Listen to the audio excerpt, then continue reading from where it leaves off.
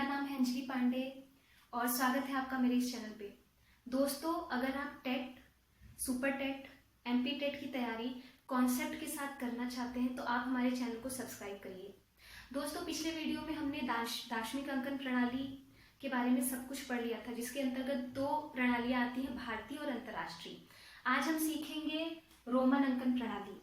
जैसा कि हमने पिछले वीडियो में बताया था, रोमन अंकन प्रणाली में संख्याओं को अंग्रेजी वर्णमाला के अक्षरों के साथ प्रदर्शित किया जाता है। तो चलिए आइए शुरू करते हैं आज की क्लास।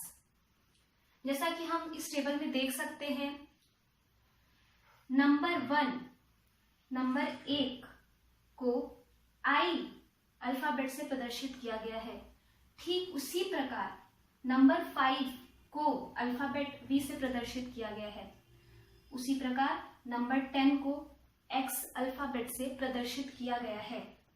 नंबर 50 यानी 50 को एल से, 100 को सी से, 500 को डी से और 1000 को एम से प्रदर्शित किया गया है। दोस्तों, इन्हीं अल्फाबेट्स की सहायता से हम जितने भी नंबर होते हैं उन सबको प्रदर्शित करने की यहाँ कोशिश करेंगे। तो चलिए आइए देखते हैं। दोस्तों, रोमन अंकन प्रणाली में नंबर 1 को हम सीधे आई से प्रदर्शित कर देते हैं। नंबर 2, दोस्तों रोमन अंकन प्रणाली में 2 नंबर को प्रदर्शित करने के लिए हम यहाँ 2i इस प्रकार से लिख देते हैं, अर्थात 2 को हम इस तरीके से समझ सकते हैं, 1 + 1 अर्थात 1i और उसके साथ में एक और i। इस तरीके से हम नंबर 2 को प्रदर्शित करते हैं। अब दोस्तों आइए देखते हैं नंबर 3। जिस प्रकार 2 को हम इस तरीके से भी प्रदर्शित कर सकते हैं, उसी प्रकार 3 को भी 1 + 1 और +1 से प्रदर्शित करेंगे। ठीक इसी प्रकार एक 1 के लिए एक i, दूसरे 1 के लिए दूसरा i और तीसरे 1 के लिए तीसरा i, अर्थात नंबर 3 को हम 3i से प्रदर्शित करते हैं। ठीक उसी प्रकार दोस्तों आगे अब हमें यह भी लग रहा होगा कि नंबर 4 को उसी प्रकार 4i से प्रदर्शित कर सकते हैं, परंतु दोस्तों ऐसा नहीं है। इसका सीधा सा सिंपल सा रीजन ये है कि अगर इसी तरह हम आगे 5, 6 और 7 को भी प्रदर्शित करेंगे तो नंबरों को पढ़ना मुश्किल हो जाएगा। इसीलिए रोमन अंकन प्रणाली में 4 को प्रदर्शित करने के लिए हम किसी और ट्रिक का यूज करते हैं। अभी मैं 4 के बारे में बात नहीं करूंगी क्योंकि 4 को प्रदर्शित करना थोड़ा सा अलग है, तो इसको हम बाद में समझेंगे। इसके सामने हम ऐसे क्वेश्चन मार्क लगा देते हैं। अब दोस्तों आइए देखते हैं कि नंबर 5 को किस तरीके से प्रदर्शित करते हैं। जैसा कि आप टेबल में देख सकते हैं, नंबर 5 को हम सीधे इंग्लिश अल्फाबेट वी लिखकर प्रदर्शित करते हैं। उसी प्रकार नंबर 6, दोस्तों नंबर 6 को हम 5 धन 1 भी लिख सकते हैं, अर्थात v के संग अगर हम एक i लिख दें तो इस प्रकार हम नंबर 6 को प्रदर्शित कर सकते हैं। तो आइए देखते हैं, v के साथ एक i। उसी प्रकार दोस्तों नंबर 7, इसको हम 5 धन 1 धन 1 भी लिखते हैं, अर्थात v के साथ एक i फिर एक और i। तो इस प्रकार मिलाकर 7 को हम कुछ इस प्रकार से प्रदर्शित करेंगे, v के साथ 2i। ठीक उसी प्रकार नंबर 8 को हम लिख सकते हैं 5 धन 1 धन 1 धन 1, अर्थात v के साथ 3i। तो आइए इसको हम सीधे सीधे ऐसे ही लिख देते हैं। अब दोस्तों आती है नंबर 9 की बारी। दोस्तों नंबर 9 को हम 5 धन 4 भी लिख सकते हैं, परंतु जैसे अभी हमने 4 के केस में देखा, हम 4 को इस तरीके से प्रदर्शित नहीं कर सकते, क्योंकि इस तरीके से नंबर्स को पढ़ना थोड़ा मुश्किल हो जाएगा। तो जिस प्रकार हम 4 को अलग तरीके से प्रदर्शित करते हैं, उसी प्रकार 9 को भी हम थोड़ा अलग तरीके से प्रदर्शित करेंगे। बाकी सारी संख्याएं उसी प्रकार उसी क्रम में जोड़ के रूप में प्रदर्शित करी जाएंगी। जैसे कि 1 को तो हम i से प्रदर्शित करेंगे, 2 के साथ 2 की जगह हमने 2i लिख दिए, 3 की जगह 3i लिख दिए। 5 को सीधे सीधे टेबल देखकर हम v से प्रदर्शित करेंगे, 6 को v के साथ 1i, क्योंकि 6 को हम 5 धन 1 भी लिख सकते हैं। उसी प्रकार 7 में v के साथ 2i और 8 में v के साथ 3i। तो दोस्तों ये तो हो गए 1, 2, 3, 5, 6, 7 और 8। पर आइए देखते हैं कि रोमन प्रणाली में 4 और 9 को हम अलग तरीके से कैसे प्रदर्शित कर सकते हैं।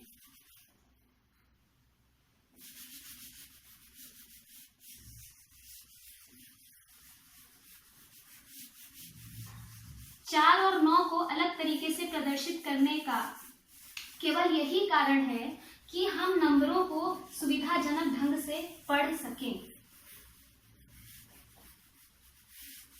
आइए देखते हैं।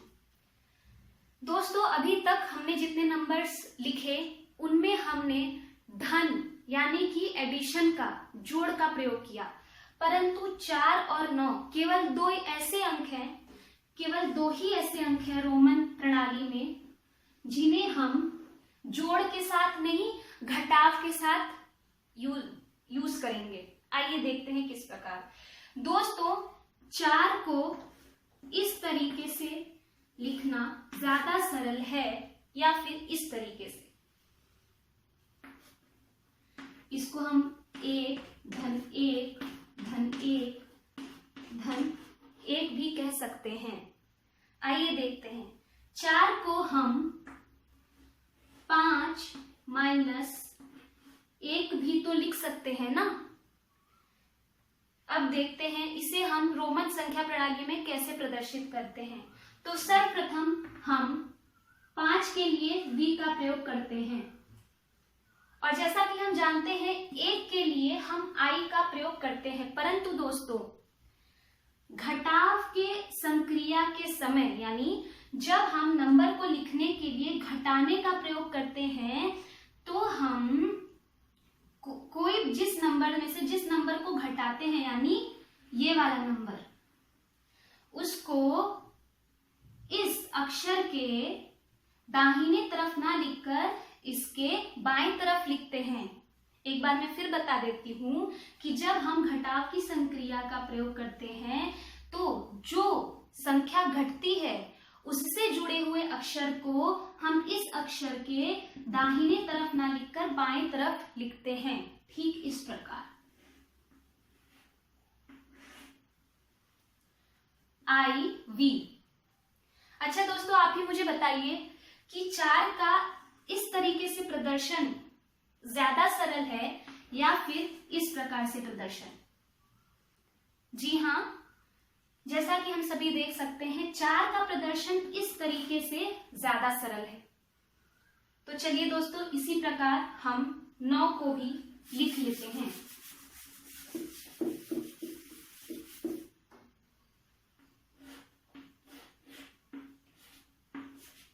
आइए दोस्तों 9 को हम V I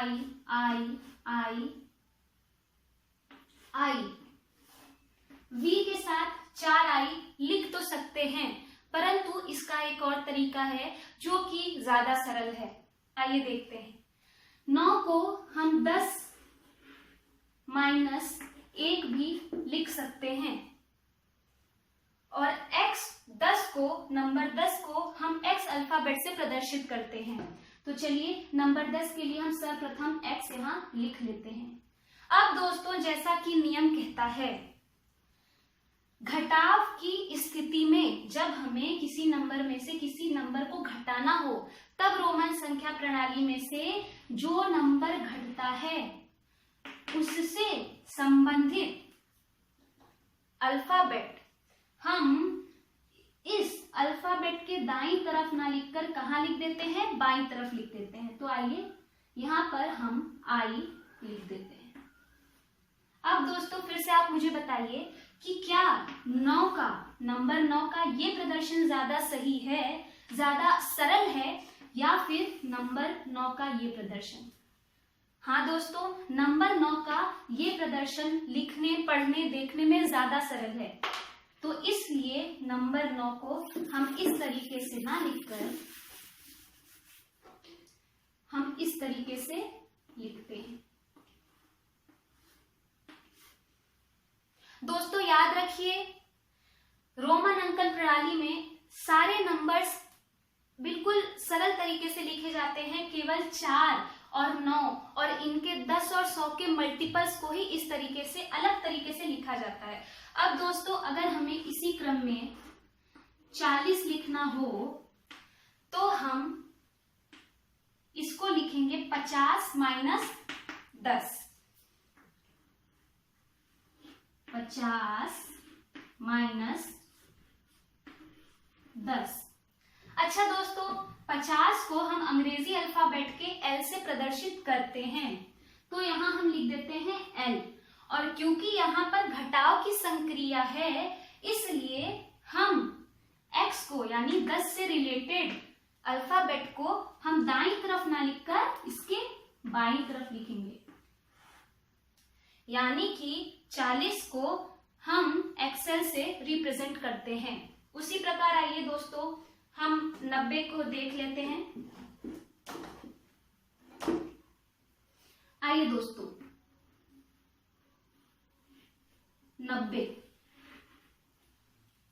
90 को दोस्तों हम 100 माइनस 10 भी लिख सकते हैं। 100 को हम अंग्रेजी अल्फाबेट C से प्रदर्शित करेंगे। तो आइए लिख लेते हैं C। और जैसा कि हम जानते हैं, 10 को हम X से रिप्रेजेंट करते हैं, और क्योंकि यहाँ पर घटाव की संक्रिया है, इसलिए X को C के दाहिनी तरफ ना लिखकर हम इसको बाईं तरफ लिखेंगे, कुछ इस प्रकार से। और ठीक उसी प्रकार से हम 400 और 900 को भी लिखना देख लेते हैं।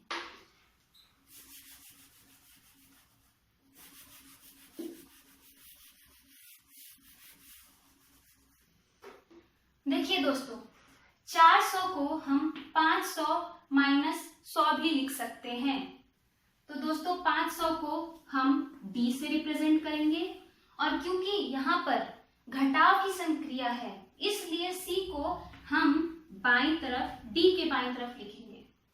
और ठीक इसी प्रकार दोस्तों 900 को हम 1000 माइनस 100 भी लिख सकते हैं, और 1000 को हम M से रिप्रेजेंट करते हैं, और 100 को हम C से।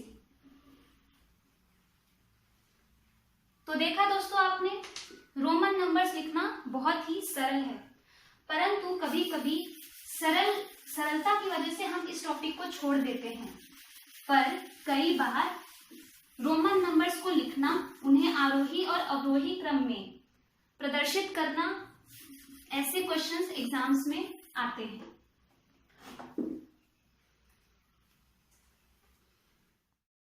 तो आइए दोस्तों, अब हम कुछ एग्जाम्पल से रोमन अंकन प्रणाली को समझने की कोशिश करते हैं। दोस्तों जैसे ये नंबर है 23, इसको हम 10 + 10 प्लस 3 भी लिख सकते हैं।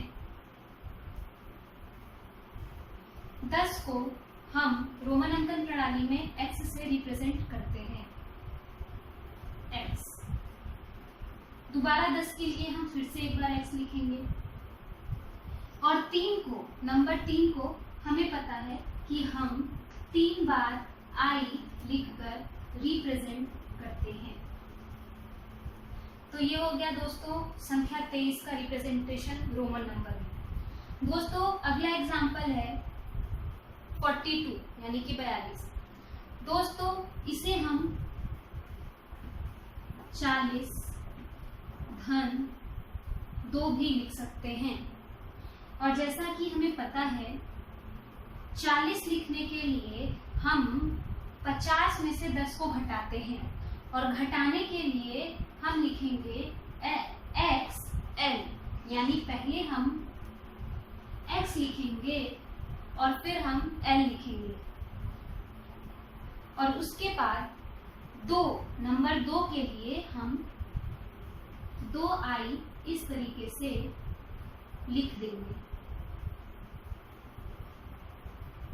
चलिए दोस्तों आगे बढ़ते हैं। नंबर 80। दोस्तों 80 को लिखने के लिए हम 50 धन 10 धन 10 धन 10 का प्रयोग कर सकते हैं। अब 50 को लिखने के लिए हम 50 की जगह L को लिखेंगे, 10 के लिए हम X लिखेंगे, फिर से 10 के लिए हम X लिखेंगे और फिर से 10 के लिए एक और बार हम X लिखेंगे। दोस्तों 80 को हम 10 प्लस 10 प्लस 10 प्लस 10 इस तरीके से 8 बार 10 लिखकर भी रिप्रेजेंट कर सकते थे, परंतु ये रिप्रेजेंटेशन बहुत लंबा हो जाता। इसीलिए हम हमेशा ये कोशिश करेंगे कि पास का सबसे बड़ा नंबर ही हम जोड़ के लिए यूज करें। जैसे यहाँ मैंने 50 यूज किया है। चलिए दोस्तों हम कुछ और एग्जांपल्स देखते हैं।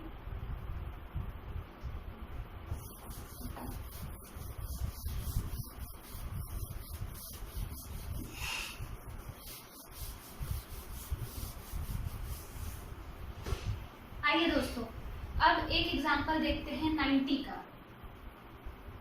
इसके पहले भी मैंने आपको बताया था कि 9 या 9 के और मल्टीपल्स के लिए हम सब्ट्रैक्शन की संक्रिया का प्रयोग करते हैं। जैसे 90 के लिए हम 100 माइनस 10 करेंगे और इसके लिए 100 के लिए हम C का प्रयोग करेंगे। और क्योंकि यहाँ पर घटाव की संक्रिया है इसीलिए हम 10 को घटाने के लिए X को C के बाईं ओर लिखेंगे, ठीक इस प्रकार से। दोस्तों आइए आगे बढ़ते हैं।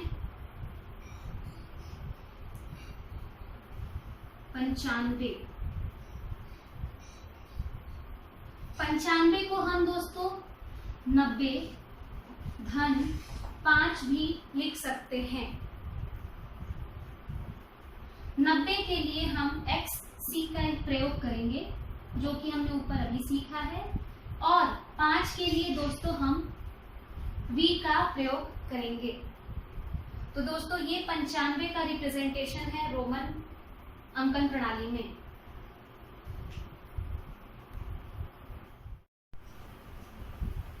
दोस्तों ये 90 की एक सीरीज आपके सामने है। दोस्तों मेरा एक सवाल है कि अंक 99 को हम किस तरीके से लिख सकते हैं। दोस्तों 99 को हम 90 धन 9 लिख सकते हैं।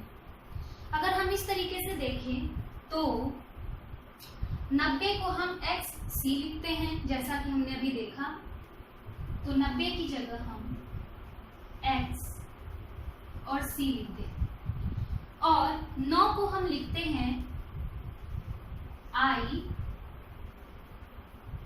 X।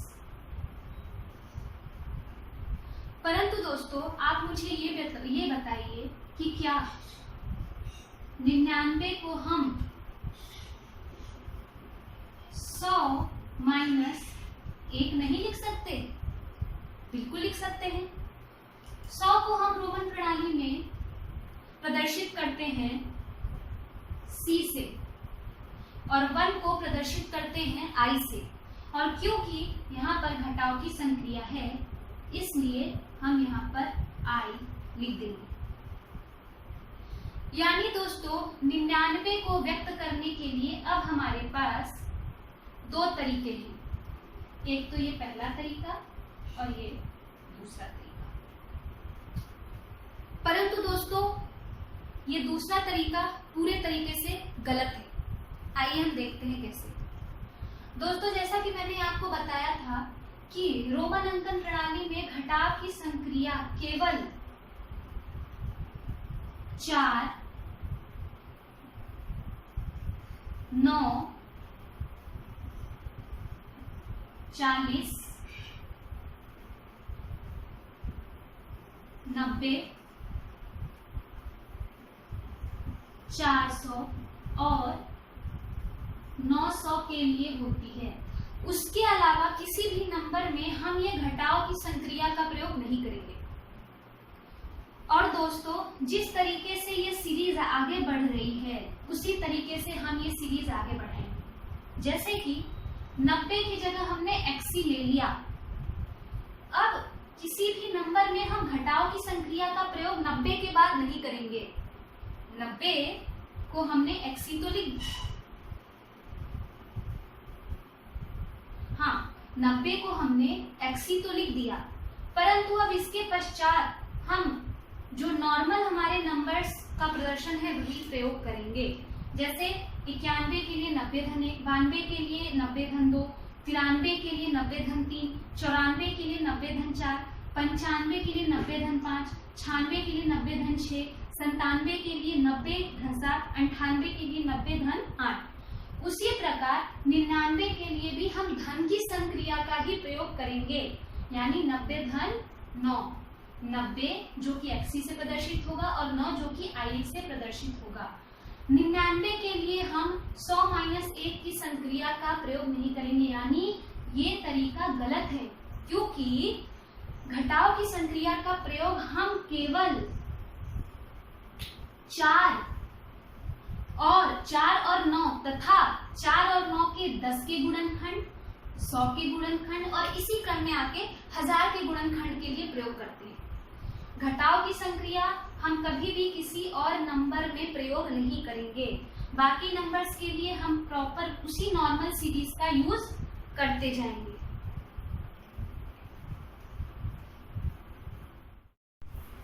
दोस्तों जैसा कि आप देख सकते हैं ये एक प्रश्न है जिसमें रोमन अंकन प्रणाली में कुछ नंबर्स हमें दिए गए हैं और क्वेश्चन में हमसे बोला गया है कि ये इन नंबरों को आरोही क्रम में व्यवस्थित करिए। दोस्तों ये क्वेश्चन सीटेट के पेपर में एक बार आ चुका है, तो चलिए आइए देखते हैं। दोस्तों बढ़ने से पहले मैं आपसे कुछ प्रश्न पूछना चाहती हूँ। क्या मेरी तरह आप लोगों को भी आरोही और अवरोही इन शब्दों में कभी कठिनाई या कंफ्यूजन का सामना करना पड़ा है? अगर हाँ तो मैं आपको एक ट्रिक बताती हूँ। दोस्तों सबसे पहले स्टार्ट करते हैं अवरोही से। दोस्तों अवरोही शब्द को कुछ इस तरीके से लिखा जाता है, अवरोही। माफ करिएगा मेरी हैंड राइटिंग ब्लैक बोर्ड पे बहुत अच्छी नहीं आती है। अवरोही। अब दोस्तों यहाँ पर हम ही के जगह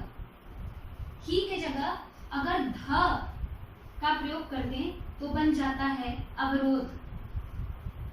दोस्तों हम सबको पता है कि अगर हम चल रहे हैं, हम दौड़ रहे हैं या हम जीवन में कुछ भी कर रहे हैं, अगर हमारे रास्ते में अवरोध आता है तो हमारी गति में, हमारी चाल में कुछ कमी आ जाती है। यानी अगर हम पहले ज्यादा तेजी से ऊपर बढ़ रहे थे तो अब हम धीमी गति से ऊपर बढ़ेंगे। यानी अगर पहले हम 40 किलोमीटर प्रति सेकंड की रफ्तार से दौड़ रहे थे या कार में चल रहे थे, तो अब हम केवल 20 किलोमीटर प्रति सेकंड की रफ्तार से ही चल पाएंगे।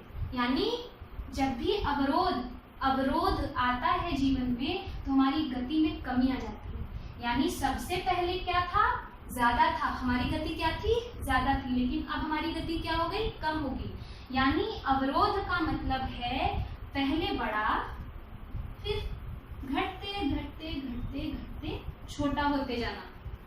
अवरोध, इस शब्द को आप याद कर लीजिए और इस तरीके से अवरोही क्रम में, अवरोही ये जो शब्द है इसको समझने में आप कभी गलती नहीं करेंगे। अवरोही यानी अवरोध, अवरोध यानी बड़ी से, अच्छी जगह से, अच्छी चीज से हम छोटी चीज या फिर छोटी गति, छोटे नंबर्स की तरफ बढ़ते जाते हैं। और आरोही, अब जाहिर सी बात है यदि अवरोध या अवरोही का मतलब हो गया बड़े से छोटे की तरफ, तो आरोही का मतलब हो गया छोटे से बड़े की ओर। तो चलिए दोस्तों, ये छोटी सी ट्रिक थी अगर आप एग्जाम्स में कंफ्यूज हो जाते हैं। चलिए दोस्तों, अब इस क्वेश्चंस की तरफ बढ़ते हैं। सबसे पहले हम देख लेते हैं XLVI, हमारा पहला नंबर है XLVI। इस क्वेश्चन को सॉल्व करने के लिए हम क्या करेंगे, इन सारी रोमन प्रणाली को सबसे पहले हम अपनी दार्शनिक प्रणाली में बदल लेंगे, जिसके बाद हमारे लिए नंबरों को समझना आसान हो जाएगा और फिर हम आराम से आरोही क्रम में नंबरों को लिख लेंगे। तो चलिए आइए पहला नंबर देखते हैं, XLVI। दोस्तों आप सभी को पता है कि एक्सेल का मतलब होता है 40 और VI का मतलब होता है 6 और यहाँ पर धन की संक्रिया होगी, तो 40 धन 6 46। यानी हमारा जो पहला नंबर है XLVI वो दार्शनिक अंकन प्रणाली में हुई 46। आइए दूसरा देखते हैं, LXIX। दोस्तों L का मतलब होता है 50, X का मतलब होता है 10 और IX का मतलब होता है 9। अब इन सबको हम जोड़ दें, 50 धन 10 यानी कि 60, 60 धन 9 यानी कि 69। आइए अब दूसरा नंबर देखते हैं, XCV। दोस्तों XC को हम 90 बोलते हैं और V को हम बोलते हैं 5, यानी ये नंबर है 90 धन 5 यानी कि 95। अब उसी प्रकार हम ये नंबर देख लेते हैं, XLIX। दोस्तों XL को हम बोलते हैं 40 और IX को बोलते हैं हम 9, 40 धन 9 यानी कि 49। तो दोस्तों जाहिर सी बात है आरोही क्रम में लिखना है। आरोही मतलब अवरोही का उल्टा, यानी कि बड़े से, हाँ छोटे से बड़े की तरफ। आरोही अवरोही का उल्टा है। अवरोही में क्या था, हम ऊंचाई से जमीन पे आते हैं यानी बड़े से छोटे की तरफ जाते हैं, तो आरोही में इसका उल्टा यानी छोटे से बड़े की तरफ जाएंगे। तो आइए सबसे पहले छोटा नंबर देखते हैं। इन सब में छोटा नंबर मुझे 46 ही दिख रहा है, जो कि हम लिख देंगे। उसके बाद इससे ठीक बड़ा नंबर 49 है। उसके बाद इससे ठीक बड़ा नंबर 69 है, 69। और उसके बाद सबसे बड़ा नंबर है 95। अब इनको वापस से इन्हीं की रोमन अंकन प्रणाली में लिख देते हैं।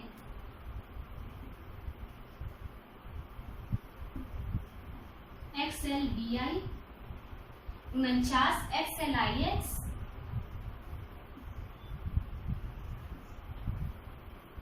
69 which is LXIX और फिर 95 XCV। तो दोस्तों ये हमारा आंसर आरोही क्रम में। तो दोस्तों एक बार फिर देखते हैं इस क्वेश्चन में हमने क्या किया। इस क्वेश्चन में सर्वप्रथम रोमन अंकन प्रणाली से हमने दार्शनिक अंकन प्रणाली में नंबर्स को बदल लिया। फिर उसी अंकन प्रणाली में ही हमने आरोही क्रम में नंबरों को सजा लिया। फिर इसी को हमने इस तरीके से दिए हुए रोमन फॉर्म में लिख दिया। ये हो गया हमारा आंसर दोस्तों। आज की क्लास वाइंड अप करने से पहले मैं फिर कुछ चीजें आपको रिमाइंड करा देती हूँ। हमें रोमन अंकन प्रणाली में सिर्फ इतना ध्यान देना है कि 4 और 9 का रिप्रेजेंटेशन तथा उनके 10, 100 और 1000 के जो गुणनखंड हैं उन्हीं को हम घटाव की संक्रिया के द्वारा प्रदर्शित करते हैं। बाकी सारे नंबर्स जोड़ की संक्रिया के साथ लिखे जाते हैं। जैसे 4 को हम 5 - 1 लिखेंगे, 5 को हम b लिखते हैं, 1 को हम i से रिप्रेजेंट करते हैं और घटाव की संक्रिया में हम इस i को बाईं तरफ लिख देंगे। उसी प्रकार 9 को हम 10 - 1 लिखते हैं, 10 को हम x लिखते हैं, 1 को हम i लिखते हैं, लेकिन घटाव की संक्रिया के कारण i को हम दाहिनी तरफ न लिखकर बाईं तरफ लिख देते हैं। उसी प्रकार 40 को हम 50 - 10 लिखते हैं, 50 को हम लिखते हैं l, 10 को हम लिखते हैं x, जो कि इसके बाईं तरफ लिखेंगे। ठीक उसी प्रकार 90 को हम 100 - 10 लिखते हैं, 100 को हम लिखते हैं c और 10 को हम लिखते हैं x, जो कि हम दाहिनी तरफ न लिखकर बाईं तरफ लिखेंगे।